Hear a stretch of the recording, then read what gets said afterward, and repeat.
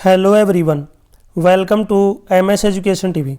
10th class के जितने भी स्टूडेंट हैं एक बार इस वीडियो को ज़रूर देखें। इस वीडियो में हम सोशल साइंस यानी कि हिस्ट्री, पॉलिटिकल साइंस, ज्योग्राफी और इकोनॉमिक्स के जो इंपॉर्टेंट क्वेश्चन हैं उनको डिस्कस करेंगे। ये क्वेश्चन बार बार एग्जाम में पूछे जाते हैं, इसलिए इस वीडियो को कंप्लीट देखें।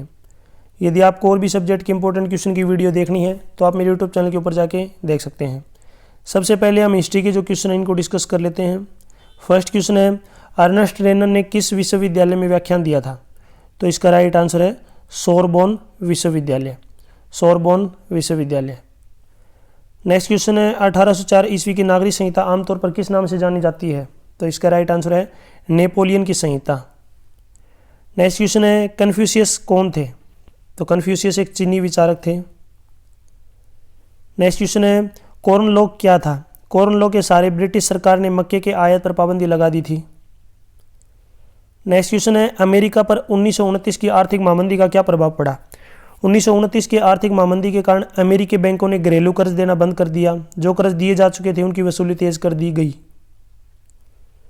नेक्स्ट क्वेश्चन है, फ्रांसीसी क्रांति में मॉडर्न संस्कृति का क्या योगदान था?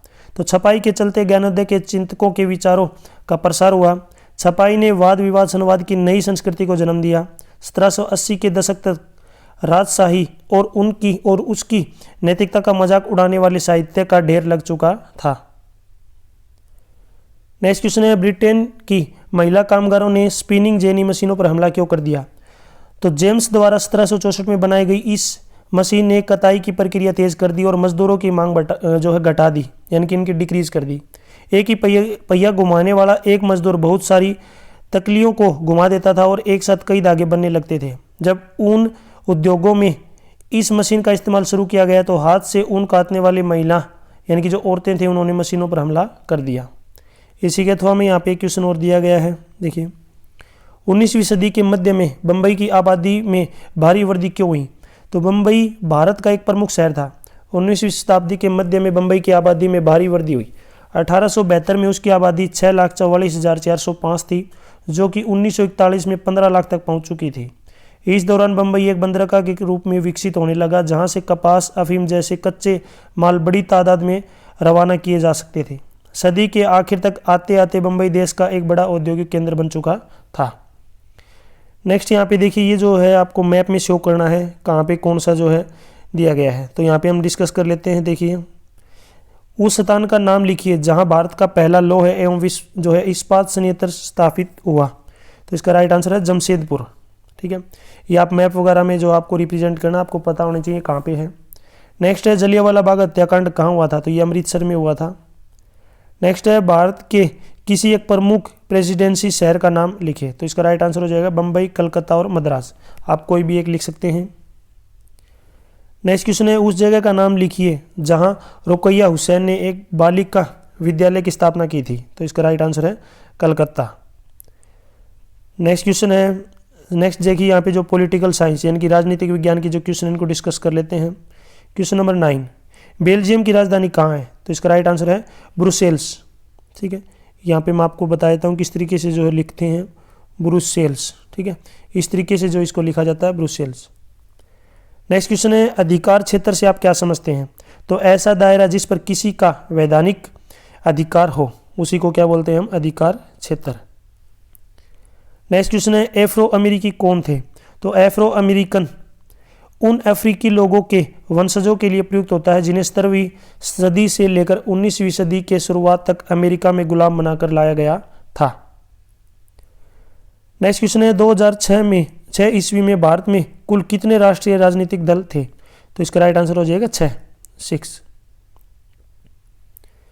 नेक्स्ट क्वेश्चन है, श्रीलंका में गृह युद्ध के क्या कारण थे? तो श्रीलंका में 1956 में एक कानून बनाया गया जिसके तहत तमिल को दरकिनार करके सिंहली को एकमात्र राजभाषा घोषित कर दिया गया। विश्वविद्यालय और सरकारी नौकरियों में सिंहलियों को प्राथमिकता देने की नीति भी चली।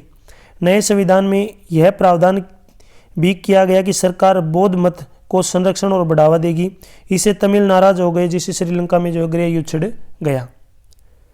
नेक्स्ट क्वेश्चन है, नगर पालिका और नगर निगम में क्या अंतर है? तो देखिए, नगर पालिका और नगर निगम दोनों शहरों में काम करती हैं, लेकिन नगर पालिका छोटे शहरों में होती है जबकि नगर निगम बड़े शहरों में नगर पालिका प्रमुख नगर पालिका के राजनीतिक प्रधान होते हैं, जबकि नगर परिषद में ऐसे प्रधान को मेयर कहते हैं।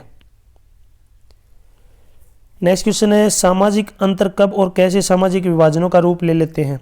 जब एक तरह का सामाजिक अंतर अन्य अंतरों से ज़्यादा महत्वपूर्ण बन जाता है और लोगों को यह महसूस होने लगता है कि वे दूसरे समुदाय के हैं, तो इससे एक सामाजिक विभाजन की स्थिति पैदा होती है। नेक्स्ट क्वेश्चन है, दबाव समूह और आंदोलन राजनीति पर कैसे असर डालते हैं? तो देखिए सबसे पहला असर है कि दबाव समूह और आंदोलन अपने लक्ष्य तथा गतिविधियों के लिए जनता का समर्थन और सहानुभूति हासिल करने की कोशिश करते हैं।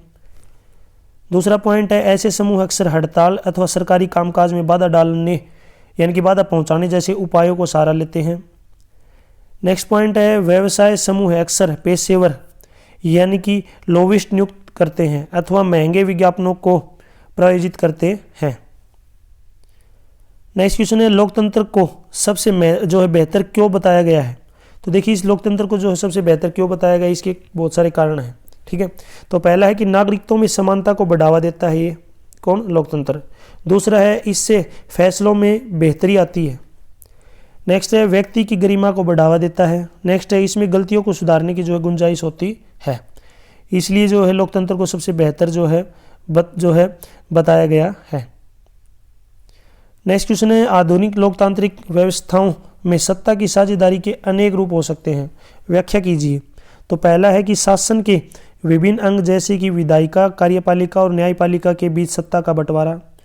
नेक्स्ट पॉइंट है, सरकार के बीच भी विभिन्न स्तरों पर सत्ता का बंटवारा हो सकता है। नेक्स्ट है, सत्ता का बंटवारा विभिन्न सामाजिक समूहों मसलन भाषाई और धार्मिक समूहों के बीच भी हो सकता है। नेक्स्ट क्वेश्चन है, भारतीय संघीय व्यवस्था के प्रमुख लक्षणों का उल्लेख कीजिए।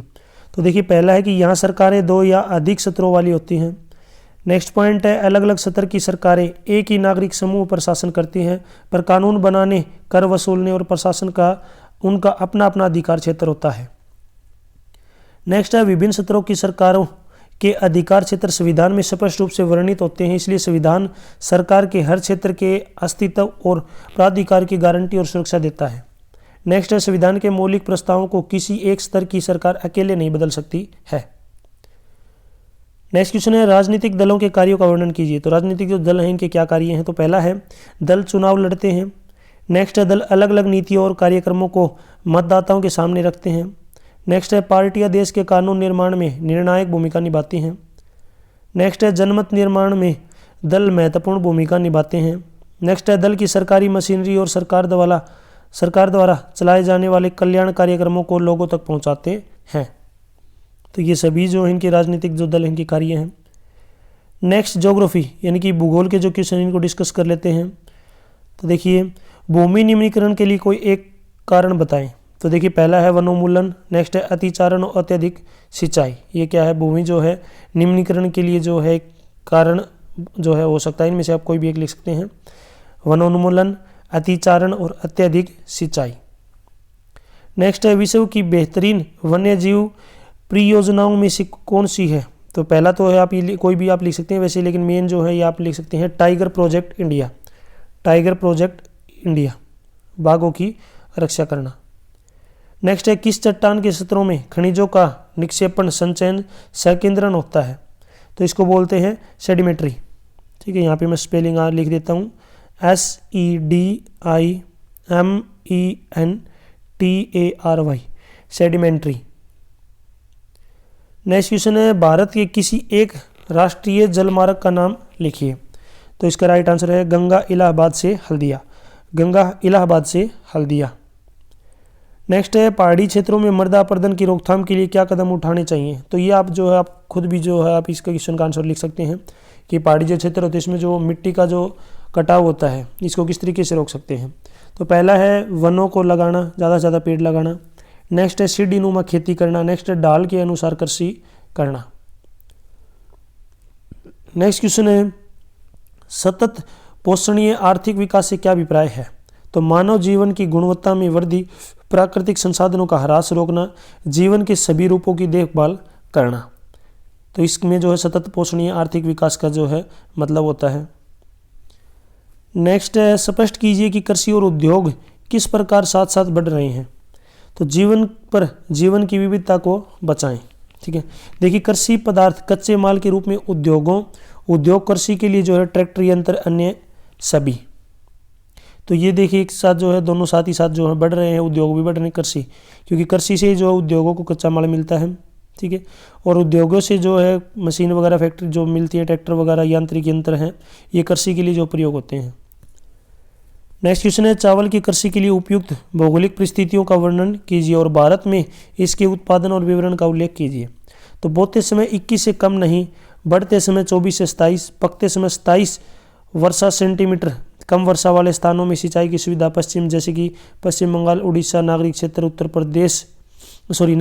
उत्तर प्रदेश, पंजाब और हरियाणा। नेक्स्ट क्वेश्चन है, यहाँ पे आपको जो मैप में शो करने हैं। ठीक है, ये आप दिखा सकते हैं किस तरीके से जो मैप में शो करने, जैसे कि मरुस्थलीय मिट्टी, जरिया, कोयल क्षेत्र, भद्रावती, लौह इस्पात संयंत्र आदि।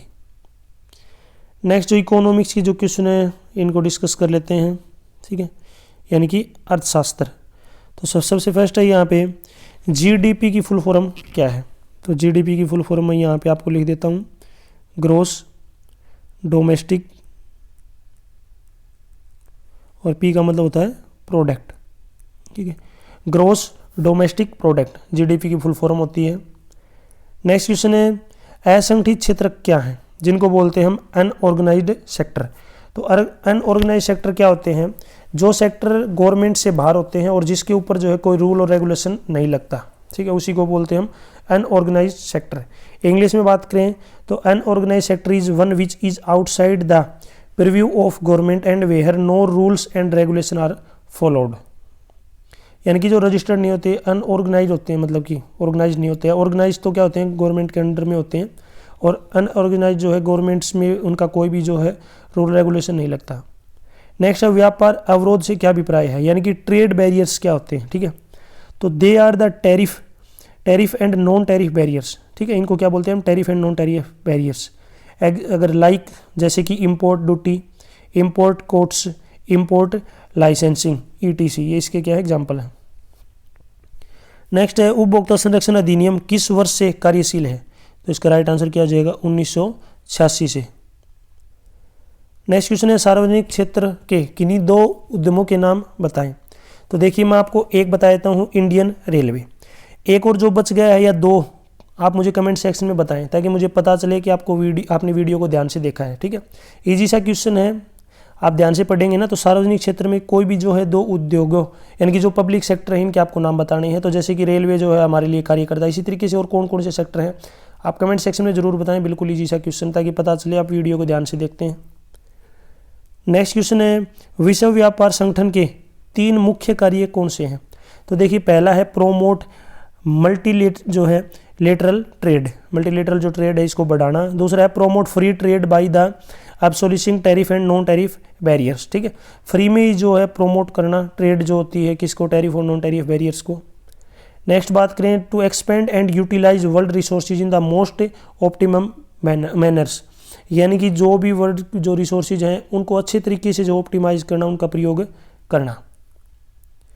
नेक्स्ट है, भारत में ऋण के औपचारिक और अनौपचारिक, यहाँ पे थोड़ा सा मिस प्रिंट हो चुका है, ये क्या आएगा, स्रोत। ठीक है, ये आपको याद रखना, स्रोत यानी कि सोर्सेज की व्याख्या आपको करनी है। ठीक है, तो इसमें देखिए एक होता है फॉर्मल क्रेडिट, आपको औपचारिक का मतलब होता है फॉर्मल क्रेडिट।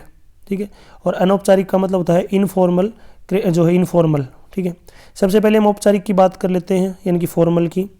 तो ये क्या होते हैं, RBI supervisor and control the institution given formal credit. ठीक है, तो RBI जो इनको सुपरवाइज करता है, इनका जो इंटरेस्ट रेट होता है वो लो होता है, यानी कि जो इनका जो इंटरेस्ट रेट लगता है वो लो लगता है, यानी कि कम होता है। नेक्स्ट है, इनफॉर्मल क्रेडिट जो है ऑफर करती है क्या, सिक्योरिटी को ऑफर करती है। ठीक है, इसके अंदर सिक्योरिटी भी जो है मिलती है। नेक्स्ट बात करते हैं अनौपचारिक यानी कि इनफॉर्मल। तो ये क्या होता है, ये नॉन ऑर्गेनाइजेशन होते हैं। ठीक है, to supervise informal credit giving firms और पर्सन। ठीक है, तो ये अनऑर्गेनाइज होते हैं, यानी कि इनकी जो है कोई भी ऑर्गेनाइजेशन नहीं होती है, और इनको जो सुपरवाइज कौन करता है, फर्म और कोई पर्सन वगैरह कर सकता है। और इनका जो इंटरेस्ट रेट होता है वो ज़्यादा होता है, यानी कि हाई होता है, और इसके अंदर जो है कोई भी सिक्योरिटी वगैरह जो है नहीं मिलती है। नेक्स्ट क्वेश्चन है, भारत में उपभोक्ता के अधिकारों को संक्षेप में वर्णन कीजिए, यानी कि राइट्स ऑफ कंज्यूमर्स, यानी कि उपभोक्ता के क्या क्या अधिकार हैं ये आपको बताना है। तो सबसे पहला है कि राइट टू सेफ्टी, तो सेफ्टी का अधिकार है। नेक्स्ट है राइट टू इन्फॉर्म्ड, यानी कि सूचना का अधिकार है। नेक्स्ट राइट टू चूज, यानी कि वो कोई भी चीज़ सेलेक्ट कर सकता है। नेक्स्ट है right to seek redressal. Next है राइट टू हियर्ड और नेक्स्ट है राइट टू एजुकेटेड। तो ये सभी उपभोक्ता के अधिकार हैं कि वो कोई भी सेफ्टी वगैरह का उसको अधिकार है, इन्फॉर्मेशन का अधिकार है, कोई भी चूज प्रोडक्ट वगैरह चूज कर सकता है, सुन सकता है, एजुकेशन का एजुकेट करना यानी कि उसके बारे में जानकारी लेने, सभी क्या होते हैं उपभोक्ता के अधिकार होते हैं। तो यहाँ तक वीडियो अपनी कंप्लीट हो चुकी है। वीडियो अच्छी लगी तो उसको लाइक करें, अपने दोस्तों के साथ इसको जरूर शेयर करें। यदि आपको और भी सब्जेक्ट के इंपॉर्टेंट क्वेश्चन की वीडियो देखनी है तो आप मेरे यूट्यूब चैनल के ऊपर जाके देख सकते हैं। यदि आपको प्रीवियस ईयर के क्वेश्चन पेपर डाउनलोड करने विद आंसर तो इसी वीडियो की डिस्क्रिप्शन में आपको वेबसाइट का लिंक मिल जाएगा, वहाँ से आप इनको डाउनलोड कर सकते हैं।